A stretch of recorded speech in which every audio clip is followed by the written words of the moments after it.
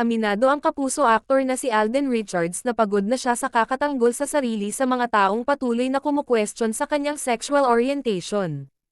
Ito ay ang hindi mamatay-matay na espekulasyong, gay, siya dala ng pagiging single niya ng mahabang panahon. Ito ang ipinagtapat ni Alden sa vlog sa YouTube ni Tony Gonzaga nitong Martes, January 2, 2024. Tanong sa kanya ni Tony, "What are you tired hearing about?" Mabilis na sagot ni Alden, sa gender issue. Kung tingin niyong ganun, kung tingin niyo bading, fine. Ang iniisip ko nga minsan kapag may ganang mga rumors, wala na bang iba?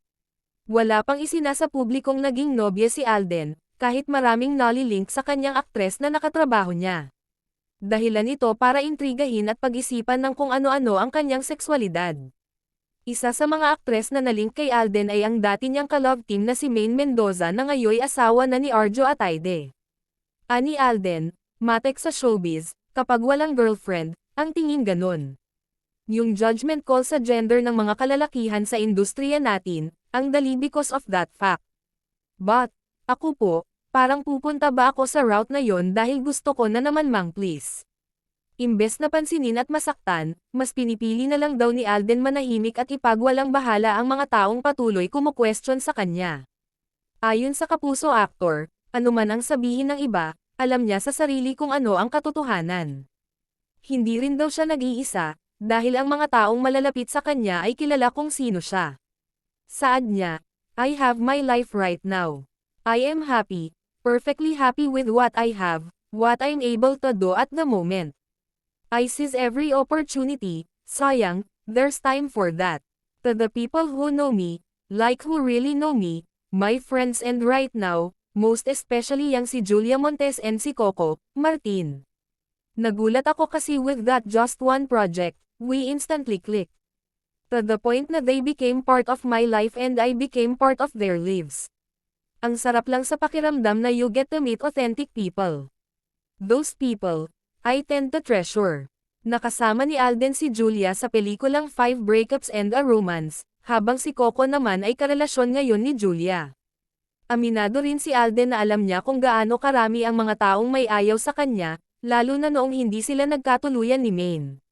Sina Alden at Maine ang bumuo ng phenomenal love team na Aldab. Dumating din daw sa puntong napagod na si Alden na basahin at pagtuunan pa ng pansin ang kanyang bashers.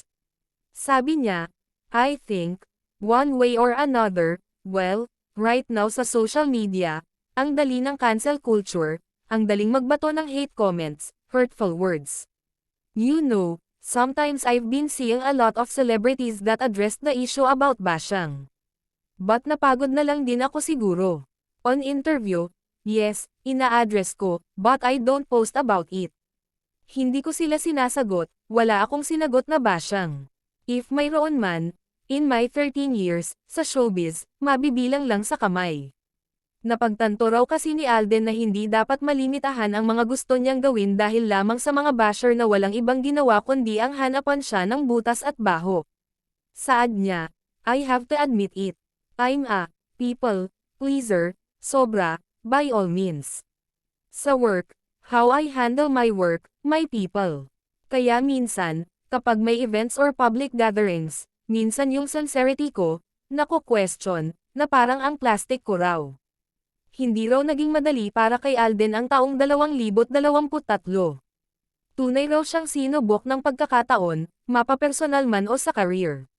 Gayunpaman, marami pa rin daw siyang ipinagpapasalamat lalo na sa mga taong nanatili sa tabi niya mapahanggang ngayon. Mangiyak-giyak na pahayag ni Alden, "I'm very grateful for the people who have been there for me even at my lowest of lows, even though I'm pushing them away. I think ganon kasi, sometimes, when you're not in a good place, you push people away. You wanna be alone na, sasabihin mo, you don't understand me, you don't know what I am going through. Nakakalungkot lang na I hurt these people who love me unconditionally. I am very sorry about it, the way I treated them. But still, they tend to forgive me for that. Doon ako grateful." Dagdag pa ni Alden, "Wala na ako sa kalendaryo, nasa bingo na. But I am very much grateful and I am not ashamed of my age. Noong na in my 31 years of existence, looking back, looking at things from afar, I was able to conquer all the challenges and I was be able to, nagawa ko for myself and my family. Ipinagdiwang ni Alden ang kanyang 32nd birthday nitong January 2, 2024.